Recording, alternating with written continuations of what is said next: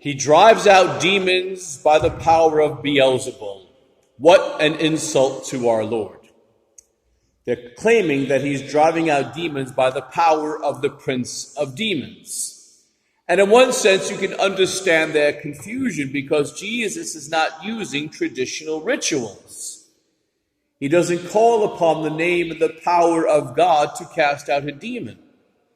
He doesn't have to, because he is God. He is the power of God upon whose name is invoked when casting out demons. So one can understand a little bit of the confusion of how Jesus, by his own authority and his own power, drives out demons. He says, go, and they go. He says, leave, and they leave. He says, be gone, and they are gone. And so on their part, they're kind of confused because it is by his own authority, his own power. And so they're trying to figure out how this man, which is all they can see is a man, has this authority to drive out demons. And Jesus has been trying to tell them for quite some time that he's no ordinary man, that he is the God-man. He is God-made man. He is the incarnate Son of God who has come to drive out Satan altogether. And then Jesus talks about this little strange thing about the strong man coming and taking the possessions of the other, the weaker man. So what Jesus is trying to explain is that the evil one has had us captive for many centuries, particularly when our first parents sold us into the slavery of sin, and we were captured by sin and under the dominion of Satan in many ways because we were in the state of original sin. We were captive to sin.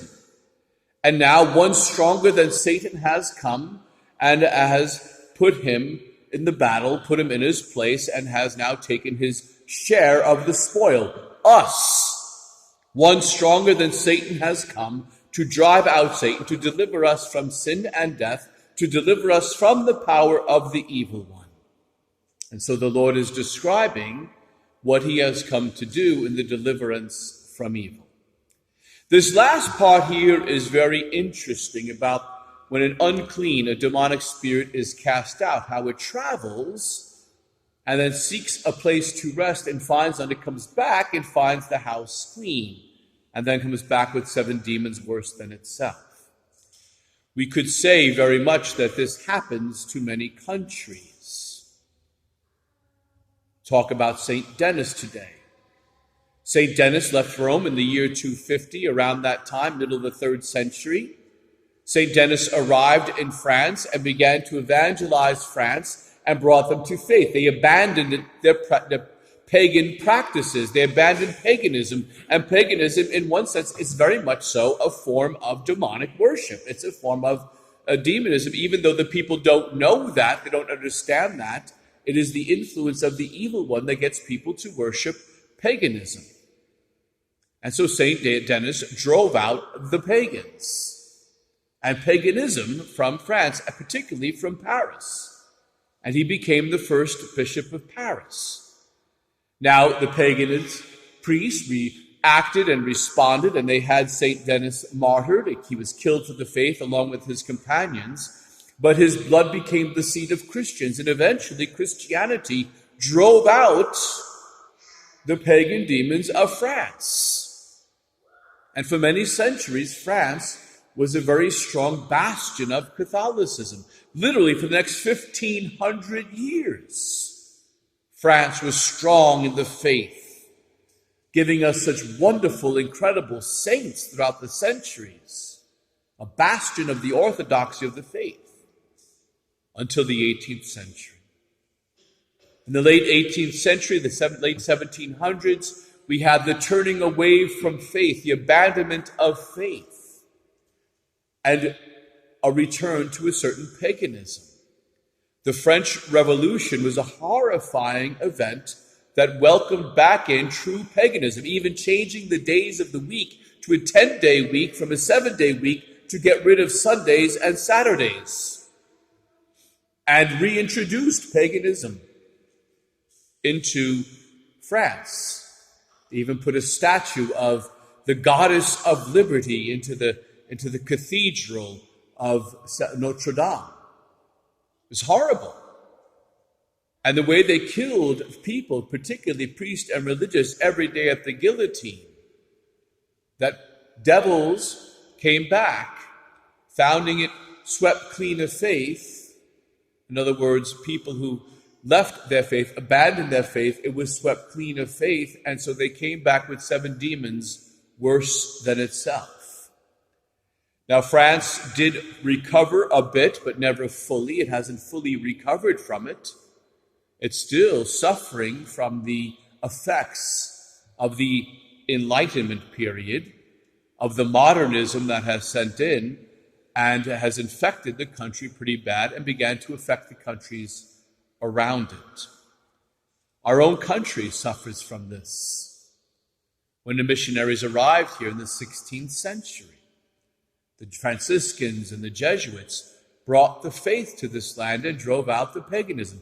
They brought the American Indians to baptism, not by the force of the sword, as revisionists of history try to tell us. They did so by the convincing mission of the gospel, by proclaiming the truth.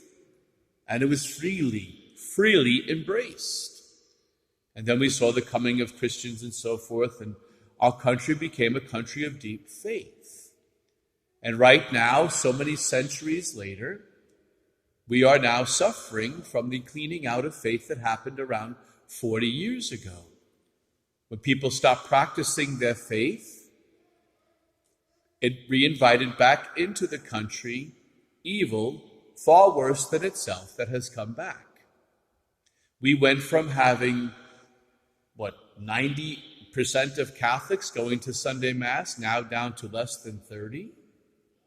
Protestant churches, even worse than the Catholic faith.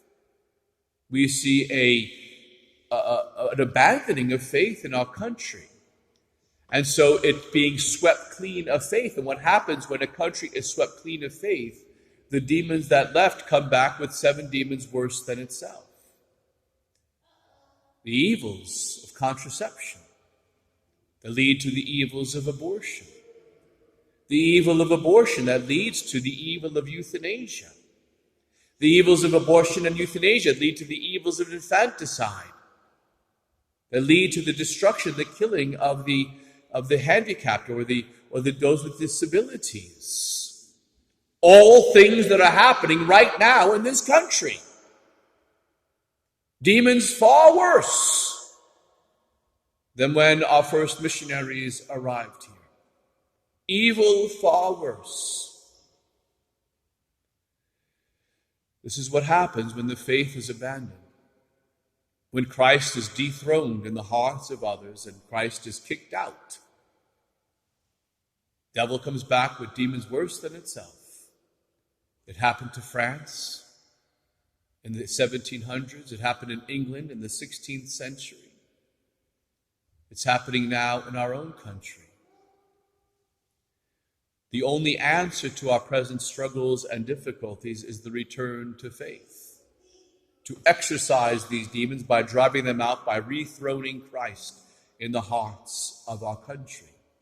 Bringing Christ back into the public sphere. Bringing Christ back into our families, back into our culture. It's the only answer. Because he is the Lord who alone by his own authority and power will drive out the evil one and restore us to faith. I don't want to end on a negative note because I read the end of the book, We Win. However, on the positive note, the more that each of us enthrone Christ in our hearts, bring other people to faith by inviting them to church, inviting them to the sacraments, inviting them to the waters of baptism, inviting them to return to Mass, praying for them, doing penance for them, we will drive out these other demons who have come back worse than the first and restore the kingship of Christ. So today, may St. Denis intercede for us. May we receive the true spirit of evangelization, the true spirit of the gospel, and through the mighty hand and power of God, restore Christ to his throne as the King of every heart, the ruler of every nation, the bringer of peace. May God bless you. and Merry Christmas.